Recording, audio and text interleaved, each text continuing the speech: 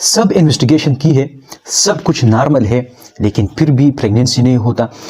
इसके कौन सी रीज़न है, कौन सी वजूहात है जिसके बिना पे प्रेगनेंसी नहीं होता। लोगों के माइंड में ये होता है कि मैंने अपने सब इन्वेस्टिगेशन की है लेकिन फिर भी प्रेगनेंसी नहीं होता। तो देखें, बाज़ दफ़ा आपके जहन में ये होगी कि मेरी सब टेस्ट हुई है, लेकिन कुछ इस तरह टेस्ट है जो आपके जहन में नहीं है, आपको एडवाइस नहीं हुआ है। तो इस तरह आप कुछ मराहिल तय करके ये आप प्रेगनेंसी हासिल कर सकते हैं। इसमें कौन कौन सी टेस्ट है?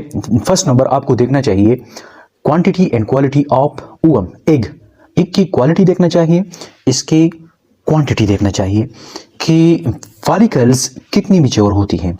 हर साइकिल से पहले, साइकिल के दौरान जो ओवुलेशन होते हैं, ओवुलेशन से पहले आपको ये देखना चाहिए कि एग कितनी मिकदार में है और इसका क्वालिटी कितना है, मतलब कि ये मैच्योर होता है या नहीं। इस तरह मेल में जो आप देखते हैं, जो टेस्ट है सीमेन एनालिसिस में, आपको देखना चाहिए कि स्पर्म की क्वांटिटी कितना है और इसका क्वालिटी क्या है। आया इसका स्ट्रक्चर ठीक है, मॉर्फोलॉजी ठीक है, मोटिलिटी है, ये सब ठीक है या नहीं है। इस तरह थर्ड नंबर पे हमारे साथ फीमेल में यूट्रस का शेप, मतलब ये है कि यूट्रस का प्रेजेंटेशन, इसका स्ट्रक्चर, इसका शेप, ये सब ठीक है या नहीं है। फोर्थ नंबर पे हमारे साथ है ट्यूब। फीमेल का ट्यूब देखना चाहिए कि फिलिपियन ट्यूब ब्लॉक है या पार्शियल ब्लॉक है या परमानेंट ब्लॉक है, इसमें कोई स्ट्रक्चरल डिजीज तो नहीं है, इसमें कोई डैमेज तो नहीं है, ये देखना चाहिए। नंबर हमारे साथ है साइकोलॉजिकल। जब प्रेगनेंसी नहीं होता तो इसमें साइकोलॉजिकल फैक्टर बहुत ज़्यादा इन्वॉल्व होते हैं। साइकोलॉजिकल फैक्टर की वजह से फिर भी प्रेगनेंसी नहीं होता, तो इसलिए आपको देखना चाहिए इसके अलावा साइकोलॉजिकल फैक्टर्स कि आया ये स्ट्रेस कंडीशन में है या ये कोई दवाई तो इस्तेमाल नहीं कर रही है, तो इस वजह से भी प्रेगनेंसी नहीं होता।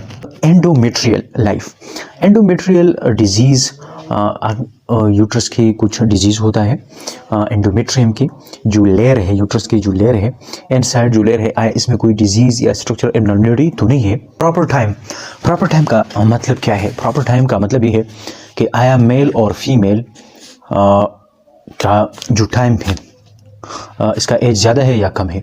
मतलब ये है कि अगर फीमेल का एज 35 से ज़्यादा है तो इसमें एग की क्वालिटी और क्वांटिटी ये कम होगी। इस तरह अगर मेल की एज बहुत ज़्यादा है, 45 से ज़्यादा है, तो हो सकता है कि इसमें टेस्टोस्टेरॉन का जो लेवल है और स्पर्मेटोजेनेसिस का जो लेवल है ये कम होते हैं। हार्मोनल टेस्ट, जितनी भी हार्मोन है, बार बार हमने डिस्कस की है कि सब टेस्ट करनी चाहिए। मेल में एंड्रोजन हार्मोन है, फीमेल में luteinizing hormone, follicle stimulating hormone, इस तरह प्रोलेक्टिन का लेवल है और साथ एस्ट्रोजन प्रोजेस्टेरॉन का लेवल देखना चाहिए।